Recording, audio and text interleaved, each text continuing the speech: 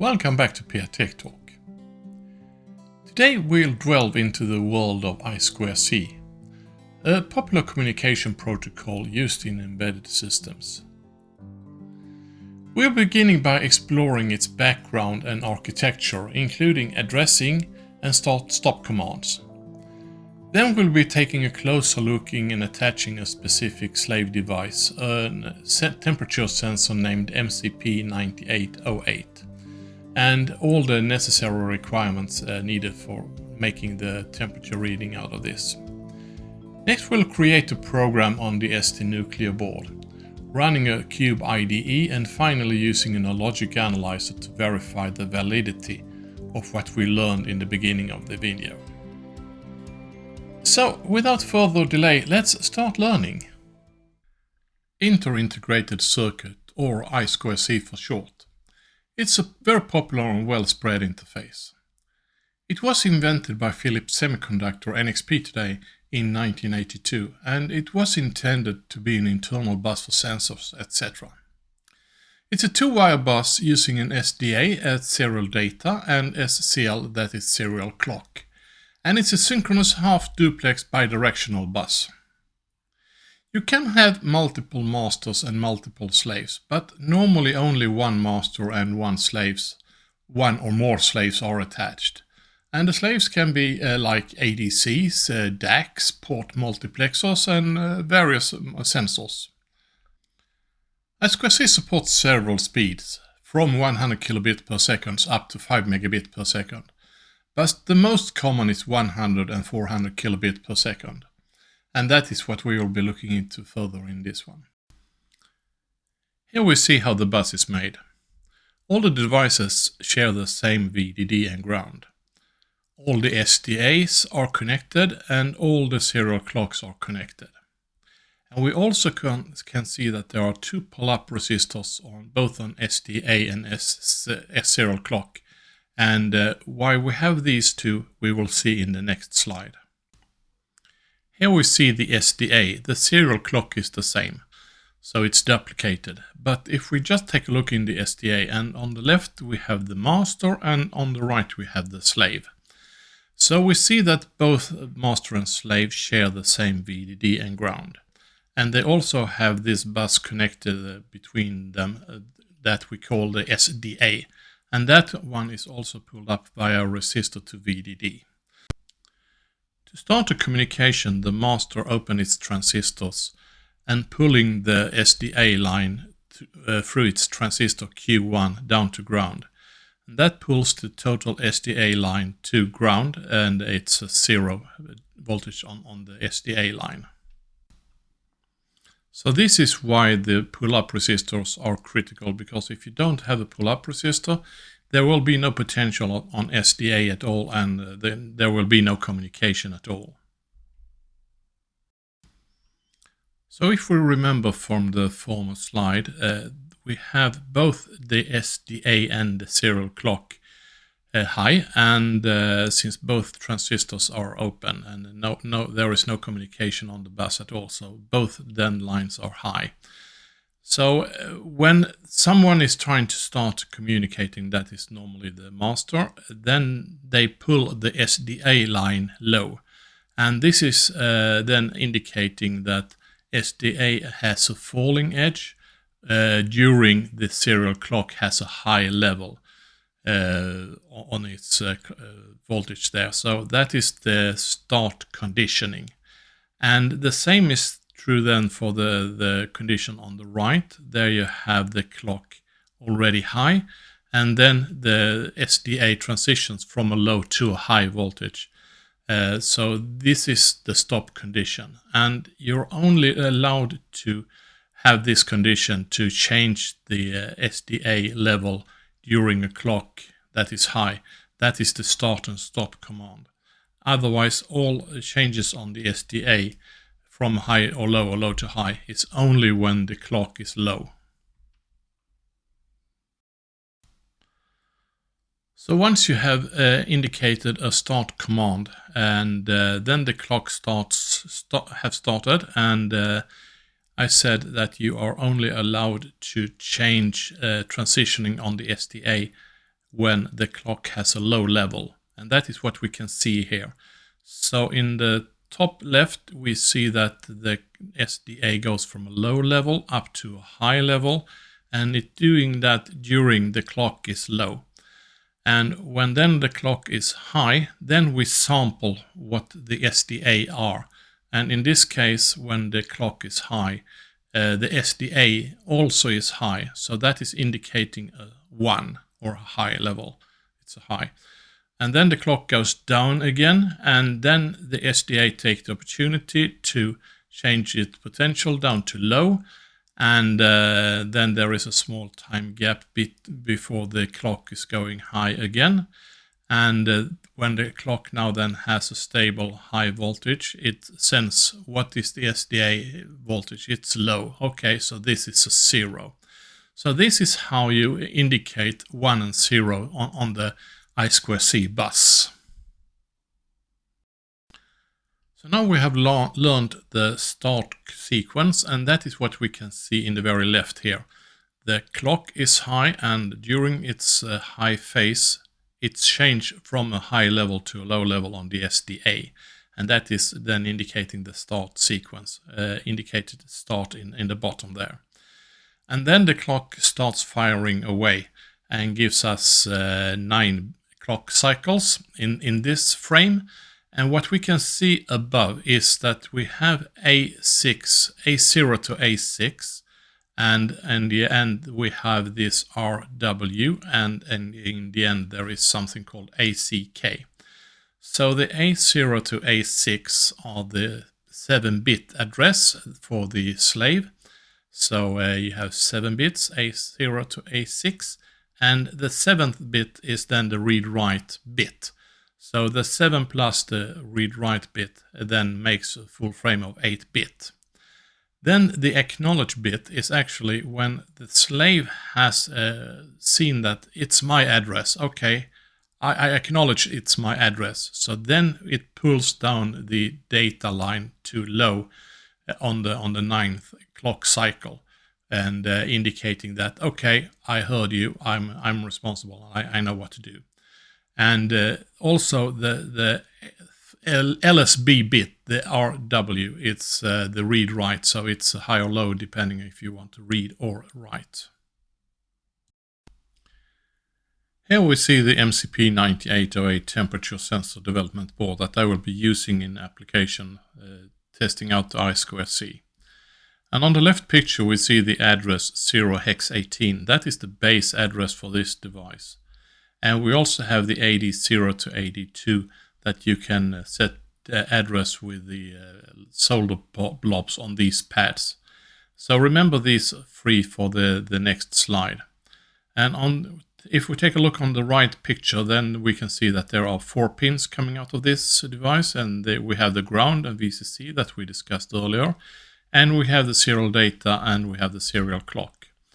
There are also several other components, and amongst others there are these pull-up resistors that are crucial for having the I2C interface working. We said in the former picture that the temperature sensor had an address on hex 18, and that is correct, and that is then viewed in the first line here in the binary. We have the 3 grays and that are 00, and then we have 2 1s and 2 0s. And the bit 7 is an X, and that is due to that bit, the address bit is only 7-bit long, and hence this bit 7 is not defined. But if we take these gray bits in the very beginning, the 3 LSB parts, they are the one that we saw in the former picture with the silvery blobs. And they are on this board all 0s, but you can solder them to be 1s if you would desire so. But we need also have to send an 8-bit instead of a 7-bit. So what we do, we rotate everything 1 step. So in the line 2 and 3, you see that the LSB is now read 1 or 0, and that is the read or write. So we take the full address and just pull it up one step to left, and then the bit 7 that was not nominated in the very beginning, it's now in the very end instead, and that one we use for the read and write. So if we would like to read, then we indicate that by putting the LSB to 1, and if we want to write, then we have the LSB to 0 instead. And that makes the hex address for this device different. So this is what you can see in this application here. And it's quite crucial that we understand the addressing that is normally hex 18, now is hex 30 or 31, and that is the same. So now we know how we have the start command, and we know how we indicate 0 and 1s, and we know that we have a 7-bit address register, and we need to shift that 1 bit to have the read or write in the LSB positioning. So now we go down to looking into how the MCP looks internally, and in this application we are only interested in reading out the temperature. But you can do much more with the MCP9808 than just reading out the temperature. But for the sake of this session, we are only looking to read out the temperature. So if we take a look inside of this sensor, we can see on the left the big blob, there is a band gap temperature sensor that is sending its value to the sigma delta ADC. And the sigma delta ADC can then be set to different granularity, and when you reset it from the very beginning, it has plus 0.0625 degrees Celsius per step. So then it decodes the temperature sensor and feed that information into the yellow temperature sensor register, and that is a 16-bit register. So that is the one that we actually would like to read out. But how do we read out that? Well, first of all, we need to address the device itself, the MCP9808. And we know that has an address 18, but then we need also to have the read-write bits. So we have the 30 or 31, depending on if we want to read or write to the device. But we also see that we have a pointer register in this application. So the pointer register is responsible for giving us the data that we request. And we want to have the information from the temperature register, nothing else. And so we need to configure the register pointer to point to temperature. And that is why we have this small blob on the right. It says pointer bits. And I just highlighted the yellow there. So the address for the temperature register is 0101, that is hex 05. So hex 05 is what we need to put in the pointer register. So we need to first then start to write actually to the device, to write to the pointer register 5, and then the pointer register points to the correct register, and when we read then we will get our data out. So, and also if we look into the data sheet on this device, it actually says that you only need to set the pointer register once, and if you don't reset the device, it will keep that pointer setting until you reboot or you do something else if you change it. I don't think that is a very big problem, so I just send the 05 each time I would like to read it out. So now hopefully we have a better understanding on what I2C is. So it's a 2-wire bus, we have the clock and we have the data. We know what is indicating the start sequence, that is the important one. We also know how to address it, and that is important, the read and the write bit. And we know also that we need to address the MCP9808 first with the correct address for read, and then for writing the pointer address to 5, and then we will read the 2 data from it. And we will now start with the STM32G071 IDE, setting it up and trying to get out the data to this project. Here we now have the STM32Cube IDE, and we start by creating a new project. We will be using the Nucleo G071 RB board that we have done in several other videos. And we'll give it a project name.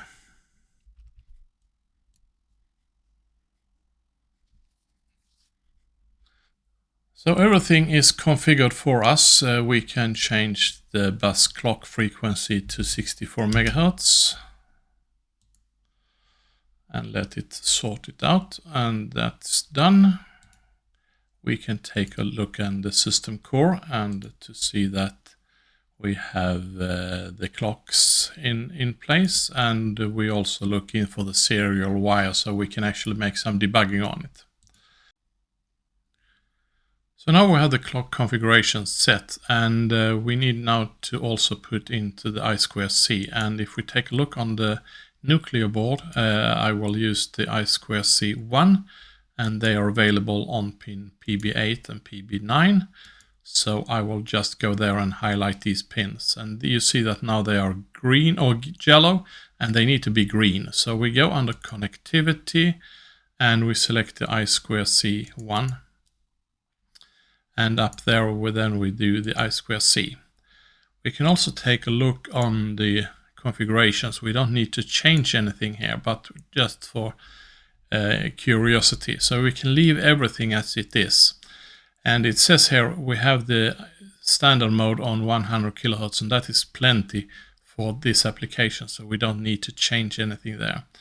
We can also see here that we have an 7-bit address, and the primary slave address is 0, and we don't want to change that. We do set that in our application instead. So we don't need to change anything here. We just need to enable I2C and set the correct pins. So we can just create a program.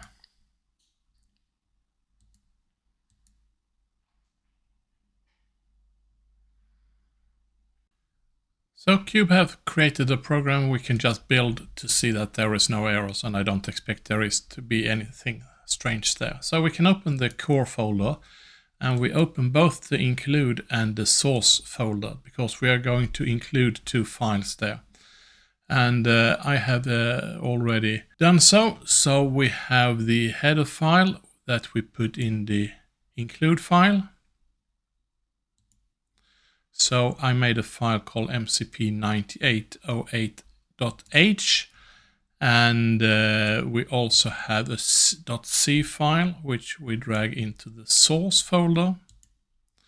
So it's the MCP9808.c.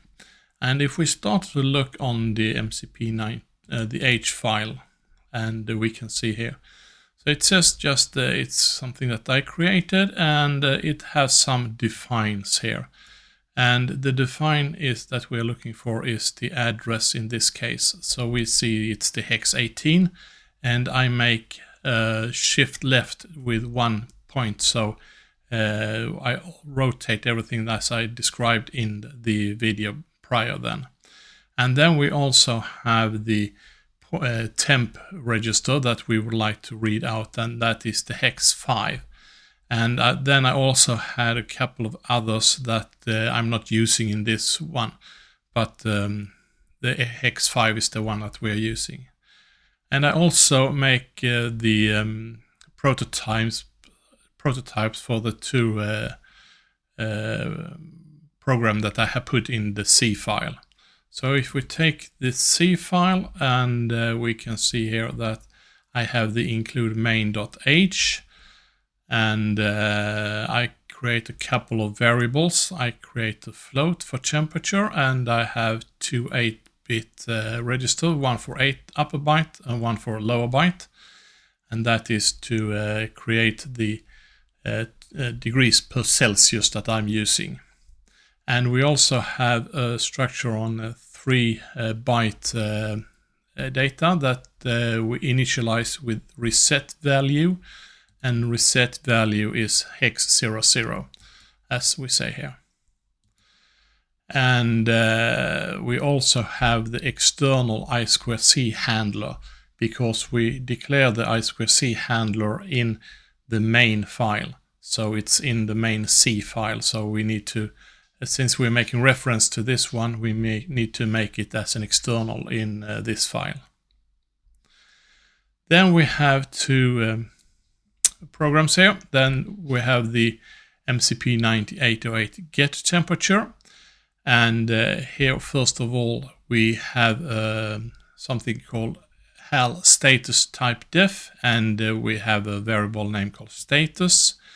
So what we do when we make a call to it, we have a status that gets the HAL OK if this command is done accordingly what we're doing. And we check if that status is okay, and if it's not, then we can make some error handling, and I have not integrated that one in this application. So what we're doing here we do the HAL I2C memory read, and I2C handler we have up here, and we have the address, and the address is declared here. And we then, the next thing is what address we should do, and that is the temperature register that we would like to write to first of all. And then we have these data that we will put in 2 bytes of data into, and we have how long should the maximum wait, and that is 500 milliseconds. It won't take that long, but this is the time that we allow it to take before there is something error happening here. And after this, then there is the second one. We have now received the 2 bytes from the temperature sensor and put them in data 0 and data 1. So they are in these folders, and we put now them in the upper byte and the lower byte registers. And we make a conversion of these into degrees per Celsius, and this is the formula for this one, and it's declared in the data sheet for the MCP9808.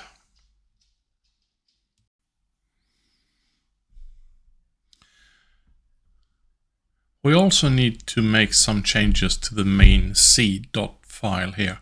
So we open the main C file, and we first of all need to include the H file that we just created.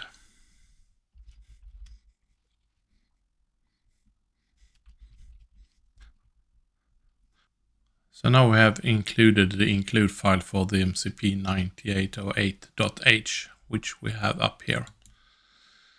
Then we can go down to our while one loop here. So here we have the initialization for the GPI or the UART, which we don't use, and the I2C. So here we have the while one loop, and we start with acquiring the information, and so we get temp, and when we have got the data in raw data, we need to convert it into degrees Celsius, so we have that other routine there. Convert to Celsius, and then we just put a delay.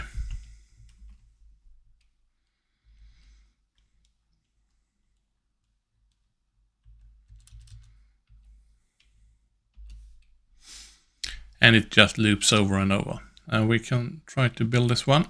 Hopefully there is no errors. Great. We try to build it.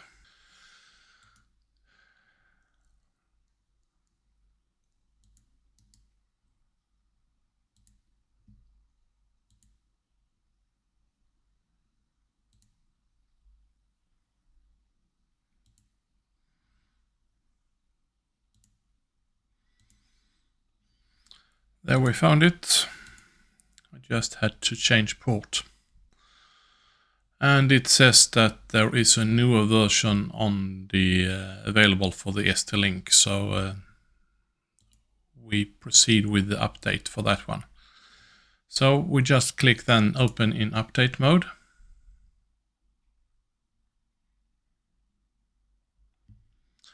And upgrade. When it's done, it says upgrade successful. We can just close that folder and we can try to debug again, and hopefully we have a better launch this time.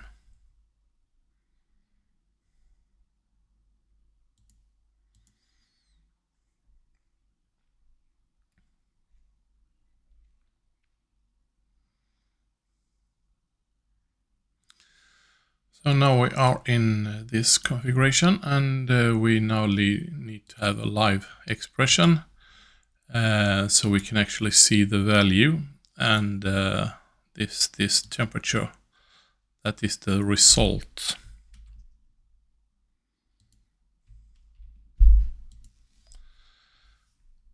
So we hit run.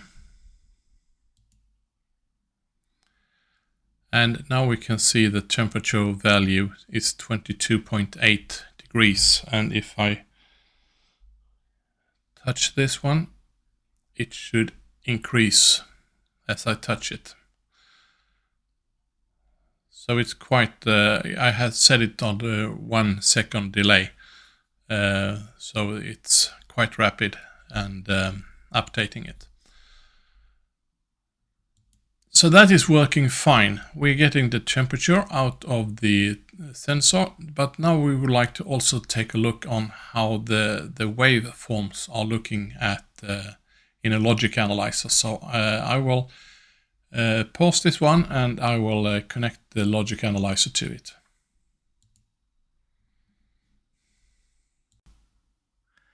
This is the setup. You have the nuclear board on the left, and you have the big blue box says ADALM 2000, and that is the logic probe instrument, and it actually have several instruments in it.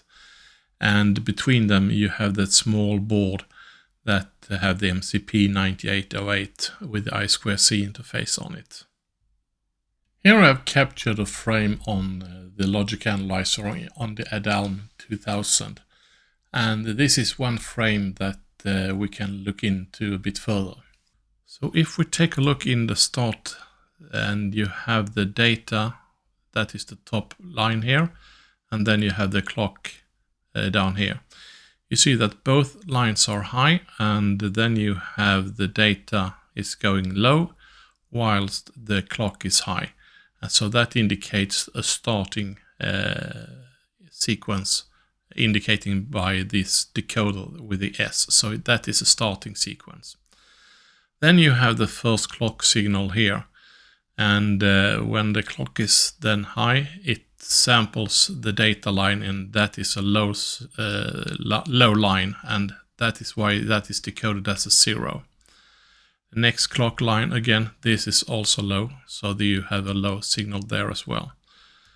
And so this first frame then is, if we just zoom in here, so it has address 18, which we know because these are the 7 bits that are hex 18, and we have the read-write signal here. It's a 0, so it's a write. And then afterwards, then you have the acknowledge bit on this clock cycle. So the MCP9808 acknowledge that it had received the instructions what to do. The next frame we have here is the 05, and that is when we write the 05 to the which register we would like to read from. And then the MCP acknowledge that one again here. And then we have the third one, and this is then a read, and we would like to read from this address 18, and it acknowledge, and we have also said that we would like to read 2 bytes. So we go further on and we read these 2 bytes, and these are actually the temperature data. So we get to read 1 byte from the temperature data, it acknowledge, and then it sends the rest of the, so we have 2 bytes that is coming from the temperature sensor. So there we have a total frame on the MCP9808. So this video is coming to an end, and I hope that you learned something about I2C and have a better understanding on the topic now. Please give it a thumbs up and subscribe if you're not already a subscriber, and also give me some comments in the comment field below what you would like to see in the coming videos, or what you think is good or could be even better in this video. I also put some links here to other videos, and if you would like to subscribe, you have this round button here. Just hit that one and you will automatically be a subscriber. Hope to see you soon and stay safe.